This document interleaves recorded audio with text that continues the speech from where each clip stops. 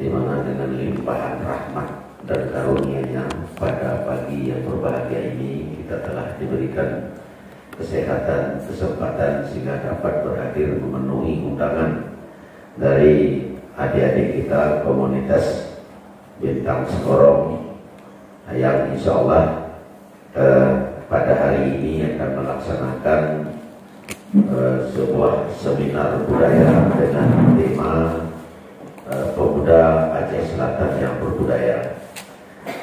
Kemudian selawat kairing salam marilah sama-sama kita sajikan kehadiran Nabi besar Muhammad Sallallahu Alaihi Wasallam beserta dengan keluarga dan para sahabat yang sudah memberikan bantuan penuh, memberikan dukungan penuh dalam rangka untuk siarnya agama Islam sehingga mampu menata dunia, merubah akhlak jahiliyah menjadi akhlakul karimah atau dari alam jahiliyah ke alam yang Islamnya. Yang kami hormati Bapak Kabid Kebudayaan dari Dinas Pendidikan Kabupaten Aceh Selatan yang juga sudah berhadir di tengah-tengah kita. Kemudian yang kami hormati Bapak Camat Kecamatan Klut Timur. Kemudian yang kami hormati Bapak Sekul Cam yang sangat juga kami hormati. Kemudian adik-adik para komunitas Bintang Sekorong yang sudah juga hadir, yang sudah mampu, yang sudah sepakat melaksanakan seminar ini juga yang kami hormati. Kemudian para adik-adik kami dari komunitas lain yang juga sudah hadir pada acara kali ini, dan yang istimewa pada Ananda Asradi selaku tokoh adat Kecamatan Klut Timur juga ditunjuk sebagai pemateri yang kami hormati. Pertama sekali ucapan terima kasih yang sebesar-besarnya kami ucapkan kepada Ketua Panitia Pelaksana yang sudah memberikan kepercayaan kepada kami untuk memohon kami berbicara di depan adik-adik sekalian dalam rangka untuk memaparkan suatu judul boleh kami sebutkan, yaitu tentang membujangi atau kalau dalam bahasa Kelut mujangi anak baru, atau dalam istilah bahasa Kelut aslinya nangkih godawak. Nah, kalau istilah nangkih godawak itu Pak artinya menaikkan apa namanya itu kain. Ya, kalau biasanya dia masih anak-anak, masih kain itu sebatas di atas pinggang atau sebatas pusat, tapi pertanda dia sudah menjadi gadis, nah itu dinaikkan sampai ke apa namanya di dada, maka disebut pada zaman dahulu nangkih godawak, atau juga sering disebut dengan bahasa lazimnya membujangi. Jadi kata bujang ini dalam bahasa Kelut kalau kita artikan ke dalam bahasa Indonesia adalah anak gadis.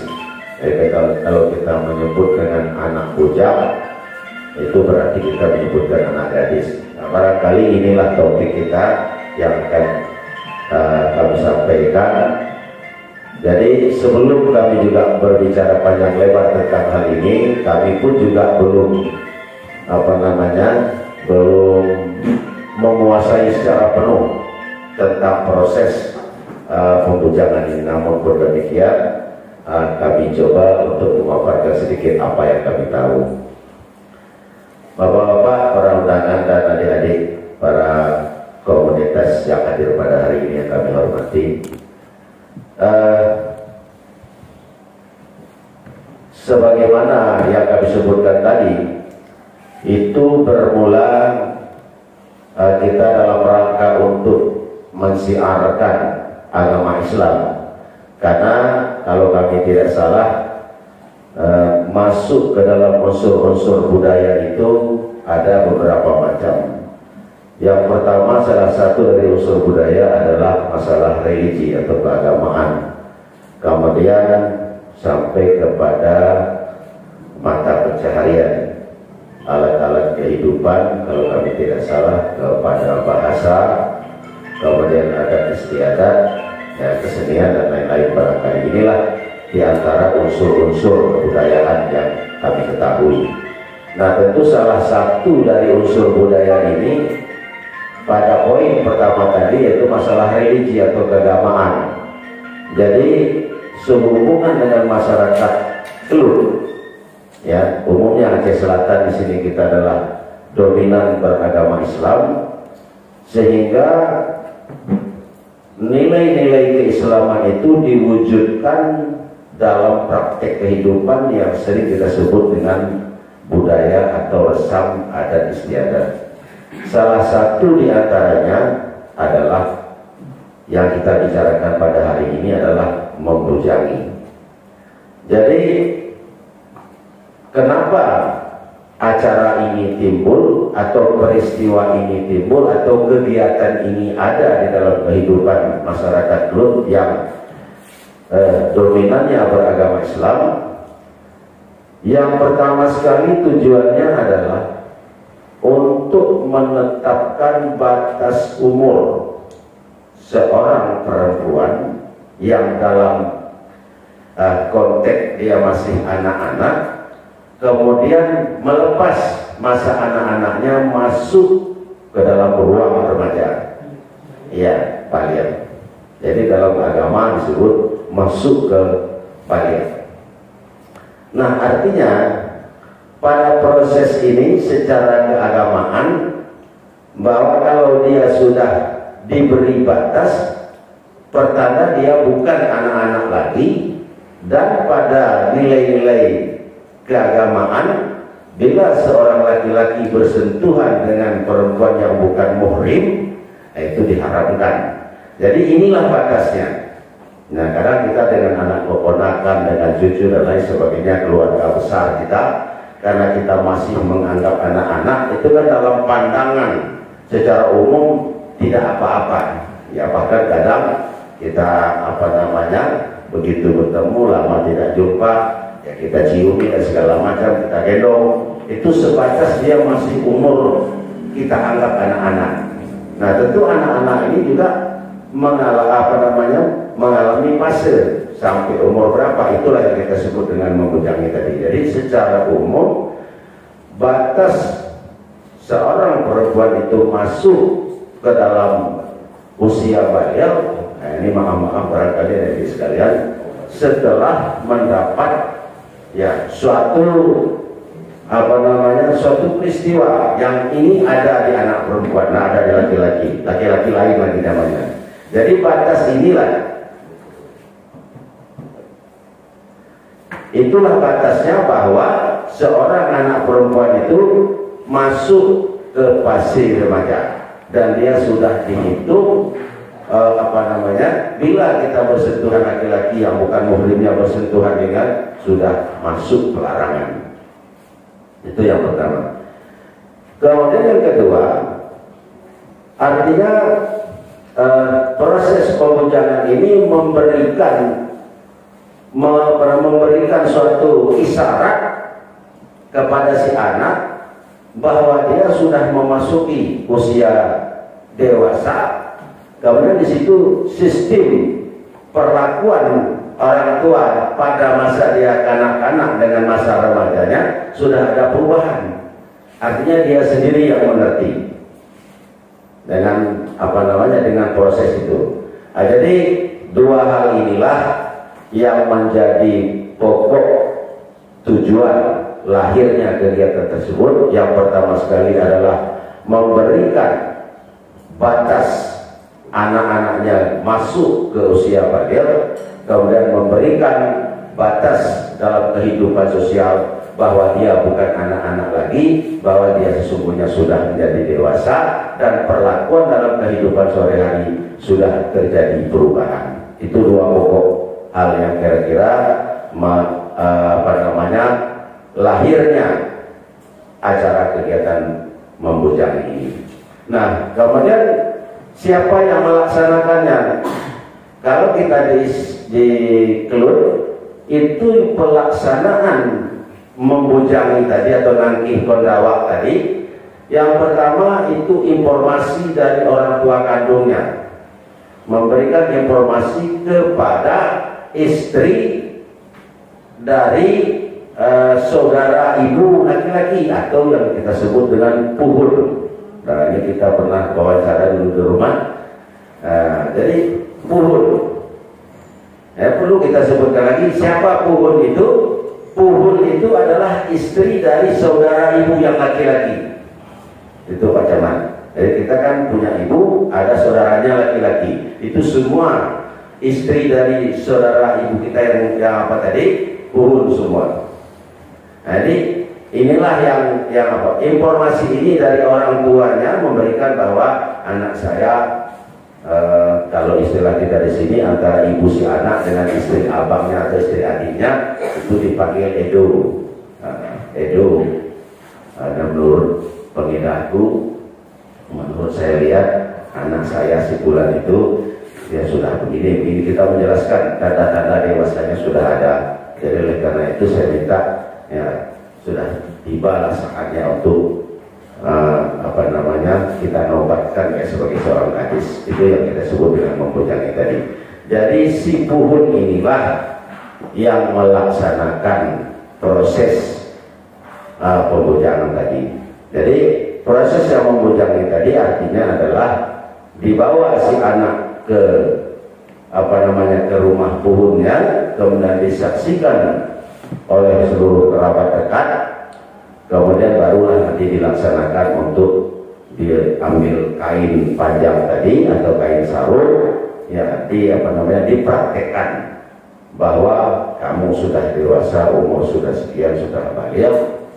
Nah, inilah sebagai tandanya, kemudian nanti barulah diberikan nasihat-nasihat sebagaimana yang kita maksud tadi. Artinya dia batas-batasan bergaul dengan laki-laki sudah ada batasnya, kemudian pelaksanaan hukum agama dia sudah ada pembebanan wajibnya. Nah, barangkali ya inilah sebagai dua makna pokok dari proses pembujangan tadi. Yang pertama sekali itu dilaksanakan oleh puhunnya pada ini biasanya diambil momen pembujangan ini pada setiap lebaran, jadi setiap lebaran. Di situ pada saat-saat yang ramai dihadiri para keluarga, disitulah diambil saat-saatnya untuk melaksanakan pembujangan tadi. Ya barangkali ini yang dapat saya sampaikan ya secara singkat. Kemudian sedikit lagi saya tambahkan, saya sangat mendukung apa yang disampaikan oleh Pak Kabid tadi. Sebetulnya saya merasakan memang sudah lama itu sebetulnya, karena kita di Kelut kurang penulis Pak Camat. Dari segala peristiwa yang terjadi di tanah Kelut ini, ya terutama lebih khususlah di Kelut Timur, itu tidak ada tangan-tangan yang terampil menulis sejarahnya, baik itu sejarah kelam maupun sejarah terang, baik suka dukanya tidak ada. Padahal pada daerah-daerah lain walaupun sejarah itu sejarah kelam, tapi ada ceritanya, dapat kita baca, dapat kita ketahui. Contoh misalnya seperti hancurnya kerajaan Singosari, yang dari Tunggul-Ametu ke Kenaro, kemudian sampai ke ke yang anak dari Kenaro. Ada prosesnya, walaupun itu sejarah kelam, tapi kita tahu begini prosesnya. Nah, jadi harapan kami juga ini kepada adik-adik para komunitas, terutama sekali ke Bintang Skorong, mohon sangat-sangat kami mohon, karena adik-adik masih lancar ini, tangan sudah tidak bisa tulis pun lagi, sudah gemetar ini, ingatan pun sudah nafas lagi. Jadi tentu kami berharap kepada adik-adik sekalian untuk dapat menulis ya segala bentuk prosesi adat resam kita di Kelut ini, dapat kita tulis, dapat kita abadikan nanti seperti yang disampaikan oleh Ketua Panitia tadi dapat dibaca oleh anak-anak atau cucu-cucu kita di kemudian hari. Kemudian sebenarnya seperti apa yang disampaikan oleh Pak Camat tadi, di Majelis Adat Aceh Kecamatan Kulit Timur sudah punya program sebetulnya, tapi karena keburu dulu masuk ke bulan Ramadan sehingga kegiatan rencana tersebut agak tersendat. Rencana yang akan dilanjutkan kalau dalam merevisi hukum adat, alhamdulillah itu sudah rampung, walaupun sangat sederhana sekali dan sekarang sedang berada di kabak hukum kantor bupati, dan insya Allah pada bulan Mei ini sebagaimana janji Pak Camat insya Allah sudah selesai, sudah bisa kita bawa ke Kulit Timur untuk nanti kita resmikan atau publikasikan pada hari ulang tahun Kulit Timur. Kemudian langkah kedua, rencana kemarin adalah untuk menyusun program resam dan adat istiadat. Itu rangkaian adat istiadat itu banyak sebetulnya. Ini sudah pernah saya paparkan dulu waktu kita di Kota Pajar yang kebetulan Bintang Skoro melaksanakan festival budaya Kaula Muda. Kalau saya tidak salah dulu, kami juga diundang sebagai pemateri. Ini sudah saya paparkan dulu mulai dari kenduri yang paling kecil sampai kepada hal-hal yang sekecil-kecilnya dalam proses pelaksanaan adat istiadat. Jadi kami juga mohon dukungan nanti kalaupun proses kegiatan ini kita laksanakan setelah Lebaran ini, kami mohon dari adik-adik komunitas bisa menulis, ya, bisa menulisnya mulai dari proses misalnya diantaranya adalah seperti membujang ini tadi. Siapa pelaksananya, apa saja alat-alat yang ikut serta dalam pelaksanaan tersebut. Kemudian serah pemamuan, serah mudim, kalau menyerahkan anak sunat rasul, kemudian ini barangkali akan kita laksanakan di Pendopo pada hari Jumat. Apa-apa saja alat yang ikut. Kalau kita misalnya kalau menyerahkan anak sunat itu ke mudim, ada nasi kunyitnya, ada ayam ayam rebusnya, atau di ayam bakarnya dan segala macam, kemudian ada batik mekatunya, apa saja alatnya itu sampai ke sana barangkali akan kita laksanakan. Jadi mudah-mudahan rencana pelaksanaan ini nanti akan kita laksanakan setelah kita Lebaran ini, setelah lewat bulan 5 nanti atau bulan 6. Kami mohon dukungan pada adik-adik untuk bisa ikut serta berpartisipasi, kemudian dapat menulis peristiwa sejarah tersebut. Barangkali ini saja yang dapat kami sampaikan, lebih dan kurang kami mohon berbanyak maaf. Billahi taufiq wal hidayah. Assalamualaikum warahmatullahi wabarakatuh. Waalaikumsalam.